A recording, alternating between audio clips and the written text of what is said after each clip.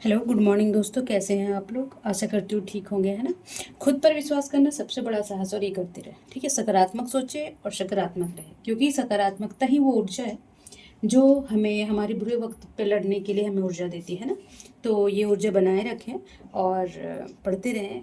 आशा है कि आपकी पढ़ाई ठीक हो रही होगी और हमारे क्लासेस तो रोज़ देख रहे होंगे, क्योंकि हमारा उद्देश्य ही है जो हिंदी मीडियम मोस्ट खास करके जो हिंदी मीडियम के हैं ना बच्चे, जो बहुत इनके सोर्सेज कम होते हैं। तो मैं बहुत मेहनत करती हूँ इसके लिए कि जो इंग्लिश मीडियम को जो सुविधा मिलता है, जो सोर्सेज मिलते हैं, जो टीचर मिलते हैं, उसकी कमी को पूरा करें। कोई आर्टिकल्स ना छूटे, जो मैं पढ़ाऊँ उसको अच्छे से पढ़ाऊँ, बेसिक पढ़ाऊँ और उसके ऑब्जेक्टिव भी कराऊँ, ताकि उनका ये जो पोर्शन है वो और स्ट्रांग हो जाए और इससे रिलेटेड जितने भी एग्ज़ाम हो क्वेश्चन है उससे ना छूटे, है ना। तो स्वागत है आप लोगों के ही क्लास में ए एफ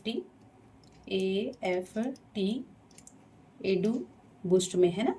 तो जो भी नॉलेज है आपके पास उसको और बूस्ट करें, ताकि जो 2-3 नंबर के लिए, या फिर अगर पॉलिटी से 10 क्वेश्चन आए तो 9 क्वेश्चन इसमें कवर हो जाए। ये मेन उद्देश्य है कि जो पोर्शन में बनाऊँ उसमें तो आप, जो हमारा क्लास हो उसमें तो आप क्वालिफाई कर ही जाए, है ना, प्री के लिए। और मेंस का भी आप इससे बन जाए, है ना। तो चलिए, आज इसके पिछले में जितने भी आर्टिकल्स थे, फंडामेंटल राइट, देखिए काफ़ी लेंदी चैप्टर है और उसका पढ़ना मीन्स कि हमें हर एग्जाम के लिए 2-4 क्वेश्चन को सेव कर लेना है ना। तो आज मैं इसका संविधान के अनुच्छेद 33 और 34 पढ़ाऊंगी। देखिए, जब मैं भी क्लास करती थी तो खास करके ये आर्टिकल्स सर बोले थे बाद में पढ़ा दूंगा, जो अभी तक नहीं पढ़ाया गया हमें। पर खैर, वो कमी हमें खली और आज अपना स्थिति भी कुछ ठीक नहीं है, मतलब कि सक्सेस के मामले में, है ना। तो चलिए, आज ये जो संविधान के अनुच्छेद है 33 क्या बोलता है और 34 क्या बोलता है, देखिए हम ना पढ़ लेते हैं। मान लीजिए कि 12 से 35 है फंडामेंटल राइट्स, ठीक है। तो कुछ आर्टिकल्स पढ़ लेते हैं और खुद को सोचते रहे यार पढ़ तो लिए और क्या पढ़ना है इसमें, है ना। और जब एग्जाम में आता है कि यार 33 आर्टिकल्स से रिलेटेड था, ये कहाँ पढ़ा था, ये फंडामेंटल राइट्स का क्वेश्चन कहाँ है ना। तो कोई भी आर्टिकल्स में नहीं छोड़ना है, कोई एक पोर्शन नहीं छोड़ना है, हमें वीक नहीं करना अपने चैप्टर को, है ना। तो उसके लिए हमें हर एक क्षेत्र में हर एक आर्टिकल्स को अच्छे से देखना है। और एक बार फंडामेंटल राइट्स पढ़ जाए तो कम से कम 80% एक बार में बता रही हूँ मैं अपने क्लास का ना, जो क्लास में करवा रही हूँ, कि कम से कम एक बार भी जो मेरे क्लास सब्जेक्टिव ऑब्जेक्टिव पढ़ ले तो उससे कम से कम 80% क्वेश्चन कवर हो जाए। बाकी तो याद करने के लिए देखिए बार बार तो पढ़ना पड़ेगा। और लक्ष्मीकांत और बेस के लिए तो एनसीईआरटी आपको जब बेसिक है कि अनुच्छेद क्या है, अर्धसैनिक बल क्या है, पुलिस खुफिया एजेंसी क्या है, ये तो बेसिक आपको है जो एनसीईआरटी पढ़ाई हो। और बाकी जो नॉलेज है मैं बता रही हूँ और ऑब्जेक्टिव में प्रैक्टिस करवा रही हूँ। उसके बाद अपना लक्ष्मीकांत है ना। ये तीन सोर्सेस से इनफ है कोई भी एग्जाम के लिए क्वालिफाई करने के लिए। चलिए, तो बातें को अभी विराम देती हूँ, आगे बढ़ती हूँ मैं। तो क्वेश्चन नंबर सॉरी आर्टिकल्स 33 क्या बोल रहा है कि भारत के संविधान के अनुच्छेद 33 और 34, आर्टिकल 33 और 34 जो राज्य की सुरक्षा, सेना, अर्धसैनिक बलों, पुलिस, खुफिया संस्थाओं आदि जुड़े मौलिक अधिकारों से नियंत्रित संबंधित है ना, जो नियंत्रण के संबंधित है। तो आर्टिकल 33 क्या बोल रहा है देखेंगे कि आर्टिकल 33 के सशस्त्र बलों आदि के सदस्यों के मौलिक अधिकार पर प्रतिबंध, है ना, जिसके इसके जो अधिकार हैं उसके अधिकार पे प्रतिबंध लगाता है आर्टिकल 33। अब मान लीजिए कोई क्वेश्चन पूछ लिया कि जो सशस्त्र बल है और उस पर कौन कमांड करता है, या उसके अधिकारों को कौन प्रतिबंधित करता है, किस आर्टिकल के तहत 32 दे दिया, 31 दे दिया, 33। अरे तो पढ़े नहीं थे भाई, याद नहीं आ रहा। तो जब आप पढ़े रहेंगे तो डायरेक्ट क्लिक कर देंगे 33, है ना। तो चलिए, तो ये कौन सा भाग है, ये फंडामेंटल राइट्स मौलिक अधिकार भाग 3 में लिया गया। देखिए 3 ये भाग भी बहुत इंपॉर्टेंस होता है कि कौन सा आर्टिकल किस भाग में है। अभी यूपीपीसीएस हुआ, आप जाके देखेंगे, है ना, हर बार क्वेश्चन रहता ही। तो इसमें ध्यान देंगे आप लोग, है ना। तो चलिए, अनुच्छेद 33 क्या बोलता है कि संसद को यह शक्ति देता है। देखिए इसमें किसको शक्ति दिया जा रहा है, संसद को। वेरी वेरी इंपॉर्टेंस, ध्यान रखेंगे आप। तो कि वह सशस्त्र बलों, आर्म्ड जो फोर्सेस होते हैं ना, अर्धसैनिक बलों, तो पारामिलिट्री फोर्सेस। अब बहुत लोगों को तो समझ में आ रहा होगा और बहुतों को नहीं समझ में आ रहा, तो मैं बताना चाहूँगी कि जो आर्म फोर्सेस होते हैं ना, तो इसमें कौन से आते हैं। कभी ऐसे भरवली सुन लेते हैं कि आर्म फोर्सेस, और दिमाग में नहीं आ रहा कि कंफ्यूज है कि आर्म फोर्सेस होते क्या। तो जो हमारे देश की जो 3 सेना है ना, तीनों सेना, थल सेना, जल सेना, ठीक है, और वायुसेना। ठीक है जी। तो ये तीनों सेनाओं को बोलता है आर्म फोर्सेड बोलते हैं। इससे जो रिलेटेड होते हैं ना, जो जितने भी सैनिक होते हैं, जितने भी वो होते हैं ना, तो उसे आर्म फोर्सेड बोलते हैं। अर्धसैनिक बल पैरामिलिट्री में जितने भी आते हैं, जैसे सीआरपीएफ आ गया और जितने भी फोर्सेस आते हैं ना, वो सब क्या आते हैं अर्धसैनिक बलों में, पैरामिलिट्री फोर्सेस में। मैं नीचे और बता दूंगी इसका अंतर, मगर जब हम पढ़ रहे हैं तो टर्मिनोलॉजी को भी आपको जानना पड़ेगा, है ना। तो खुफिया संस्था है, जैसे आईबी हो गया, इंटेलिजेंस ब्यूरो हो गया, रो हो गया, है ना, जब अपना इंडिया का है। तो ये सब इंटेलिजेंस एजेंसियंस आती है तथा अन्य तथा समान सेवाओं के सदस्यों को मौलिक अधिकारों को सीमित रिस्ट्रिक्ट कर दिया, निरस्त करता है ना, कर सकती है यदि यह राज्य की सुरक्षा और अनुशासन के लिए आवश्यक हो।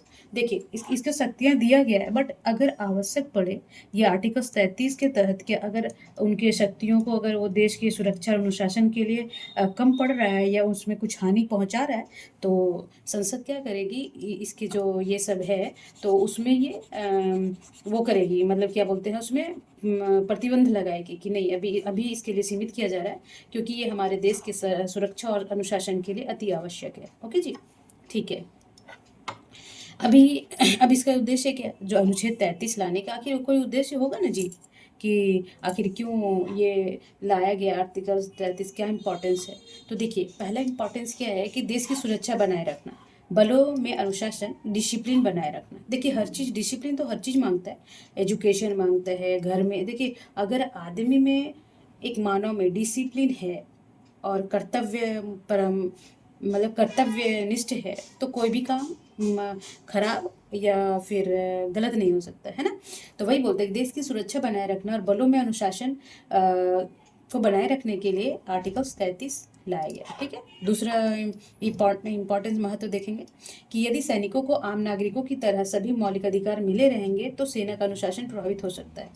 जैसे मान लीजिए कि आर्टिकल 19 है ना, कि हमें कहीं भी निवास करने का, कुछ भी बोलने का अधिकार है, तो पर सेना में ऐसा नहीं है। अगर ये से आम नागरिकों की तरह सभी मौलिक अधिकार मिले रहेंगे तो इनके अनुशासन प्रभावित होगा। ठीक है ना, जीवन जीने का, मान लीजिए लड़ाई पे बॉर्डर पे हैं और चले गए लड़ने, और वहाँ बोले कि नहीं भाई मुझे जीवन जीने का अधिकार है आर्टिकल 21, तो मैं यहाँ भी नहीं लड़ूंगा, मेरे जीवन का खतरा है, मैं भाग जाऊँगा यहाँ से, है ना, तो अब मुझे फंडामेंटल राइट्स है, मैं नहीं, तो नहीं, ये इसको बाधित करता है, संसद को बाधित कर सकता है नियम में। ठीक है ना, ठीक है। तो आगे क्या बोला, इसलिए संसद को अधिकार दिया गया है कि वह कुछ परिस्थितियों में बलों के अधिकार सीमित कर सके। तो ये आर्टिकल 33 के तहत है। तो ध्यान रखेंगे इससे रिलेटेड जितने भी यहाँ देखिए बताया गया किन व्यक्तियों पर लागू होता है। अगर ये आर्टिकल्स 33 है, वो सभी पे तो नहीं लागू होगा, हम पे आप पे ऐसा तो नहीं लागू होगा, तो किस पे लागू होगा। यहाँ पे देखिए सशस्त्र बलों के सदस्य, देखिए आर्मी आते हैं ना, नेवी आते हैं और एयरफोर्स, है ना, मतलब कि आर्म फोर्स जो आते हैं ना, देखिए आर्म फोर्स में सशस्त्र बलों के सदस्य होते हैं आर्मी, जो थल सेना के होते हैं, नेवी जल सेना के होते हैं, और एयरफोर्स वायुसेना के होते हैं। ठीक है जी। और अर्ध सैनिक में कौन कौन से आते हैं, तो ये है सीआरपीएफ, बीएसएफ, आईटीबीपी और सीआईएसएफ। ठीक है, ये सभी आदि जितने भी फोर्सेस आते हैं वो अर्धसैनिक बल में आते हैं। ठीक है, आगे देखेंगे कि खुफिया संस्थाओं में जैसे आईबी, रॉ आदि जो ये इंडिया के खुफिया संस्थान है, वो भी इसके घेरे में आते हैं, मीन्स कि इसके वो प्रतिबंध संसद लगा सकती है। ठीक है, फिर पुलिस बल भी आते हैं। उन व्यक्तियों पर जो अपनी संबंधित सेवाओं में है, इनसे जुड़ा कोई भी कार्य कर रहे हैं, मान लीजिए कि फॉरेन अफेयर्स में है कोई, एम्बेसी में है कोई, तो ये क्या है, देश के लिए ही कार्य कर रहे हैं, तो ये भी जो आर्टिकल 33 है वो उन पे भी लागू होता है। ठीक है जी। ओके, अब एग्जाम्पल देख लेते हैं हम, क्योंकि कोई भी चीज़ को समझने के लिए बेस्ट तरीका होता है उससे रिलेटेड एग्जाम्पल। ओके, तो इसलिए मैं एग्जाम्पल यहाँ बता दे रही हूँ कि पहला एग्जाम्पल क्या है कि सेना का कोई जवान सरकार या सेना के विरुद्ध प्रदर्शन या हड़ताल नहीं कर सकता, जबकि आप नागरिकों ये अधिकार 19, देखिए मैं ऊपर बता रही थी ना कि आर्टिकल 19 के द्वारा हड़ताल कर सकता। अब ये सेना है, अब बोल रहे नहीं ये जो मेजर है हमें नहीं करता, तो हम इसके खिलाफ, आर्मी के खिलाफ हड़ताल कर देंगे। और देखिए आम नागरिक है, आप जहाँ काम कर रहे हैं फैक्ट्री के खिलाफ कि नहीं मुझे वेतन सही नहीं दिया जा रहा है, प्रमोशन नहीं किया जा रहा, तो हड़ताल कर सकते हैं। बट जो सैनिक है या जवान है वो इसके प्रति नागरिकों के मतलब कि वहाँ सेना के विरुद्ध हड़ताल या हड़ताल नहीं किया जा सकता। कुछ दिन पहले आप देखे होंगे न्यूज़ वगैरह में कि कोई सैनिक है ना, वहाँ के खाने के लेके वो बता रहा था कि सही खाना नहीं दिया जा रहा है, बट उसको वहाँ पे उसका विरोध करना, ये आर्टिकल 33 का हनन बोलेंगे, है ना। चलिए, और क्या बोलता है उदाहरण में कि सेना अधिकारियों को राजनीतिक दलों की सदस्यता लेने की अनुमति नहीं है ना? जैसे कि मान लीजिए कि सेना में है कोई, मान लीजिए कोई मेजर है, अब कहीं से उसको टिकट मिल रहा है कि मेजर साहब आप यहाँ से लड़ दीजिए, ठीक है? तो वो नहीं लड़ सकता, वो पद पे रहते हुए नहीं लड़ सकता है भाई, है ना? तो वो क्या करेगा, अगर वो लड़ना चाहेगा तो पहले वो पद का अपना त्याग करेगा और उसके बाद उस पोस्ट राजनीतिक दल में वो शामिल हो सकता है, ठीक है? तो ये उदाहरण है। और क्या उदाहरण मैं बता रही हूँ कि पुलिस बल के सदस्यों जैसे पुलिस बल के सदस्यों को भी संगठन बनाने का या हड़ताल करने का अधिकार सीमित होता है। जैसे पुलिस बल होते हैं तो उसके भी ऐसे नहीं कि कहीं भी हड़ताल कर सकते, उनका भी सीमित होता है इनका अधिकार, और तब वो हड़ताल कर सकते हैं, ठीक है? देखिए ये केस है Ram Surf versus union of India 1965 में क्या बोला गया कि सुप्रीम कोर्ट ने कहा है कि अनुच्छेद 33 का उद्देश्य मौलिक अधिकारों को समाप्त करना नहीं बल्कि आवश्यकता अनुसार उसे सीमित करना है ताकि सेना में अनुशासन बने रहे, है ना? जैसे कि देखिए आर्टिकल्स 33 क्या बोलता है इस केस के अकॉर्डिंग, कभी कभी ये यूपीएससी वगैरह में पूछ लेते इसलिए मैं मेंशन कर दी हूँ, क्योंकि यहाँ तो सभी क्लास देखते होंगे, यूपीएससी वाले बच्चे, पीसीएस वाले, वनडे एग्जाम वाले सब देख रहे होंगे, है ना? और आई होप मैं ऐसा कोई भी पॉइंट नहीं छोड़ रही हूँ जो आप का छूटे या इससे क्वेश्चन ना बने, ठीक है? बशर्ते आप इसको बार बार पढ़े, 2-3 बार पढ़े और चलते फिरते देखते रहें, क्योंकि देखिए आप इस लाइन में आए हैं तो इसी में सक्सेस पाना है आपको, तो आपको इसमें मेहनत करना पड़ेगा, है ना? तो ये केसेस क्या बोल रहा है कि सुप्रीम कोर्ट क्या निर्णय देती है कि देखो इनका उद्देश्य ये नहीं है कि जो उनकी जो भी अधिकार दिए उसे सीमित करना, उनको सॉरी समाप्त करना, सीमित करना है ताकि देश में अनुशासन और उसके अंदर अनुशासन बना रहे, है ना? चलिए, अब ये 33 आई होप वो समझ में आ गया होगा आप लोगों को। अब हम 34 को देखेंगे कि आखिर आर्टिकल 34 क्या बोलता है। हम कोर्ट मार्शल बार बार सुनते हैं, कोर्ट मार्शल हो गया, कोर्ट मार्शल हो गया, है ना? तो चलिए इससे पहले मैं थोड़ा मोटिवेट करना चाहूँगी आप लोगों को कि शिक्षा कभी भी व्यर्थ नहीं होती, भले वो किसी भी तरह से ग्रहण की गई हो, है ना? मान लीजिए कि एजुकेशन, मान लीजिए फंडामेंटल राइट्स है तो इसको पढ़ लिए, मान लीजिए साइकिल बनाना सीख लिए, या फिर मान लीजिए मैं या फिर कोई भी बल्ब बनाना सीख लिया, इलेक्ट्रिक वाला सामान सीख लिया, कारपेंटर, तो ये एजुकेशन ही तो है। उस मामले में जानकारी, किसी चीज़ के लिए जानकारी होना वो एजुकेशन होता है।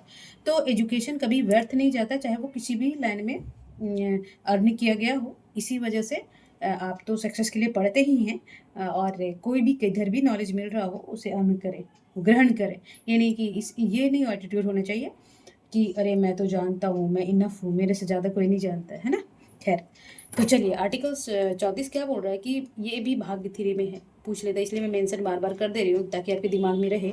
और अनुच्छेद यह कहता है कि यदि किसी क्षेत्र में सैन्य शासन, मिलिट्री लॉ लागू किया गया है तो उस क्षेत्र के मौलिक अधिकारों में परिवर्तन को सीमित या स्थगित कर देते हैं। देखिएगा कि कहीं भी मार्शल लॉ या सैन्य शासन लागू होता है, मिलिट्री लॉ होता है, तो आर्टिकल 19 और मैं बताऊंगी जब एक साथ उसके कमांड करूंगी तो ये खुद ब खुद क्या होता है, समाप्त हो जाता है। अब वहाँ लोग ये नहीं बोलेंगे कि नहीं मुझे बोलने का अधिकार है, आर्टिकल्स मेरा फंडामेंटल राइट्स का हनन है, मैं तो बोलूँगा, मैं तो संगठन बनाऊँगा, है ना, मैं कहीं जाके बस जाऊँगा, है ना? तो ऐसे इस समय इस स्थिति में ये लागू नहीं होगा, ठीक है? तो इसका अर्थ क्या है, देखेंगे कि इसका अर्थ क्या कि आर्टिकल 34 क्या बोल रहा है। तो आर्टिकल 34 कहता है कि जब देश में गंभीर स्थिति जैसे युद्ध हो, विद्रोह हो, बाहरी आक्रमण हो, है ना? युद्ध मीन्स कि अभी मणिपुर में देख लीजिएगा, विद्रोह उसको बोलते हैं। अभी युद्ध हो गया, मान लीजिए कि बाहर कोई बाजी, मान लीजिए कि बांग्लादेश से हो गया, पाकिस्तान से हो गया, है ना? और बाहरी आक्रमण हो, जैसे मान लीजिए जैसे अमेरिका जापान में किया था 1944 में द्वितीय विश्व युद्ध के समय, तो ये क्या हुआ, बाहरी आक्रमण हो गया, है ना? और ये युद्ध होता है, जैसे इंडिया पाकिस्तान में थोड़ा मोड़ा होता रहता है। और विद्रोह, विद्रोह जैसे अभी नेपाल में हुआ। तो क्या बोलता है कि कभी भी जब देश में गंभीर स्थिति जैसे युद्ध, विद्रोह, बाहरी आक्रमण उत्पन्न होती है और किसी क्षेत्र में सैन्य शासन लगाना पड़ता है, तब वहाँ समान नागरिक अधिकारों का प्रयोग सीमित कर दिया जाता है ताकि स्थिति को नियंत्रित किया जा सके। ये आर्टिकल 34 के तहत है, ठीक है?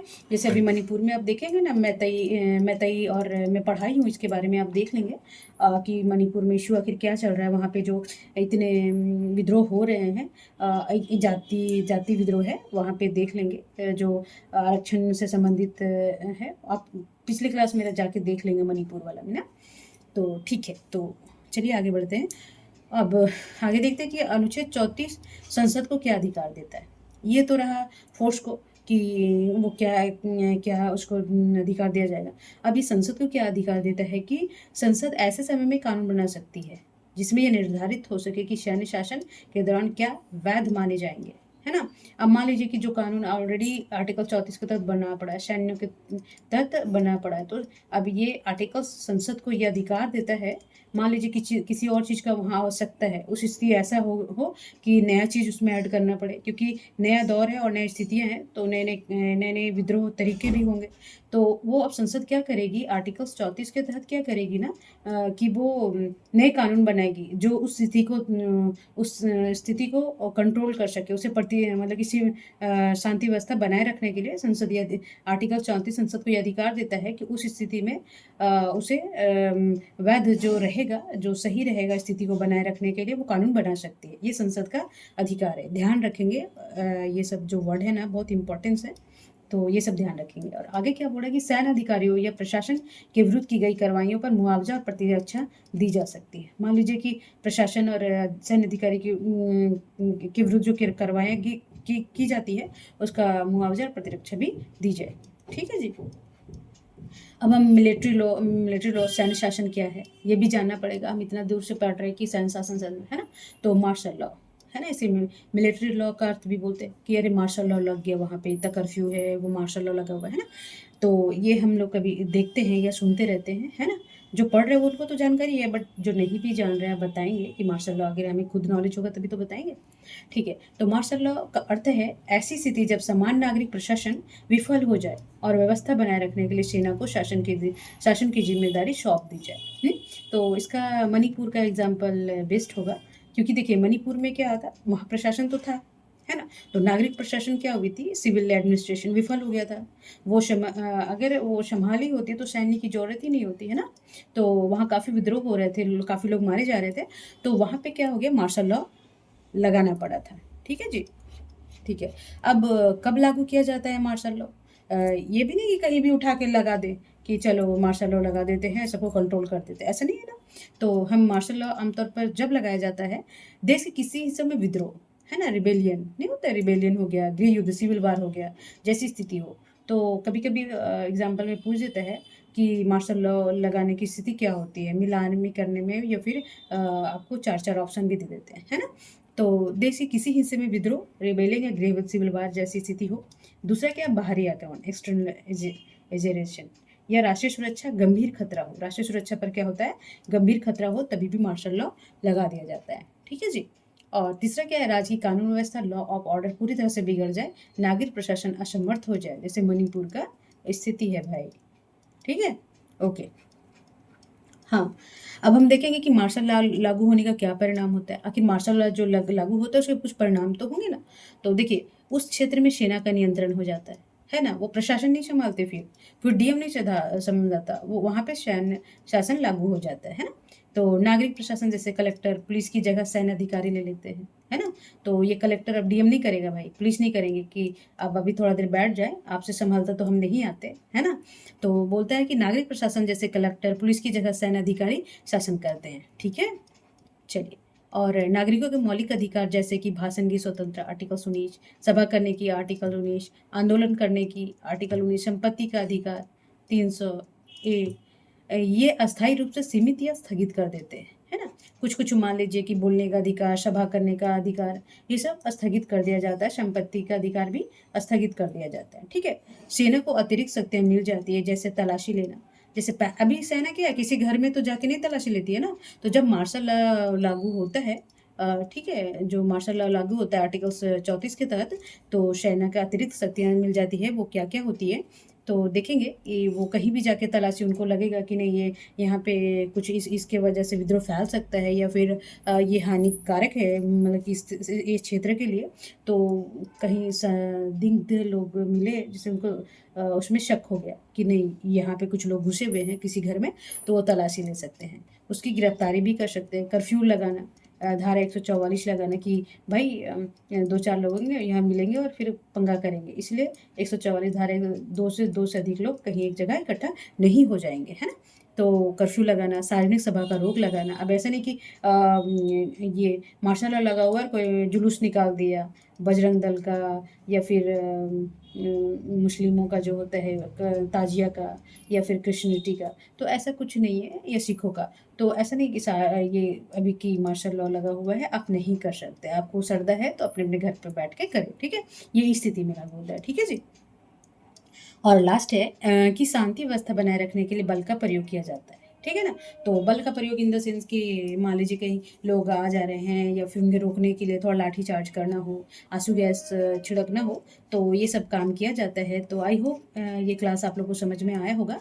आर्टिकल्स 33 और 34, अगर ये आर्टिकल्स 33 और 34 पढ़ लेंगे, मेरे क्लास कल से मैं इसका कल ऑब्जेक्टिव में डाल दूंगी। आज सब्जेक्टिव अच्छे से पढ़ेंगे। देखिए आप ना शॉर्टकट में मत रहिए। देखिए शॉर्टकट हमेशा आपको पीछे ले जाएगा। फिर जैसे सांप सीढ़ी वाला देखिए ना कि अरे यहाँ गए, फिर पीढ़ी से लुढ़क के आ गए, फिर गए एक नंबर के लिए फिर से लुढ़क के आ गए। तो ये स्थिति पैदा ना करें, इसलिए सब्जेक्टिव मस्ट है आपको पढ़ने के लिए, आगे बढ़ने के लिए। फिर ऑब्जेक्टिव, ठीक है, देन ऑब्जेक्टिव, फिर subjective, then objective, then subjective, then objective. तो देखिएगा आप इसमें मास्टर हो जाएंगे। और जब पॉलिटी से 10-15 क्वेश्चन आएगा तो कम से कम 14 एनी हाउ कर लेंगे आप, है ना।